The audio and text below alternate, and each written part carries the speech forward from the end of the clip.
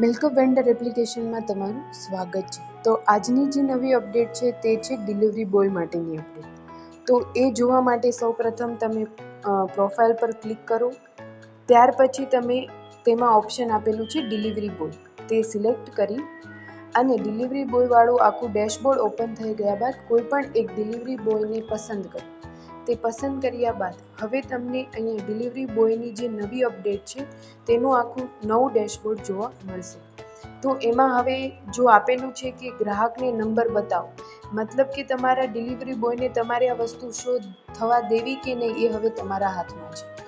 તો એના માટે જો ઓપ્શન આપેલા છે કે ગ્રાહકને નંબર બતાવો કે નહીં, સરનામું બદલવાની મંજૂરી આપવી કે નહીં, રકમ બતાવો, સબસ્ક્રિપ્શન કાર્ડ બતાવો, ગ્રાહક ઉમેરો, સબસ્ક્રિપ્શન ઉમેરો, અન્ય ઓર્ડરો ઉમેરો, ચૂકવણી મેળવો, ઓર્ડર જથ્થો બદલો, ગ્રાફ બતાવો કે રિપોર્ટ બતાવો। તમને આમાંથી જે ઓપ્શનમાં સિલેક્ટ કરવું હોય, મતલબ તમે એને શો થવા દેવા માંગતા હો તો શો કરો, બાકી પેલું કરી અને અપડેટ ડિલિવરી બોય।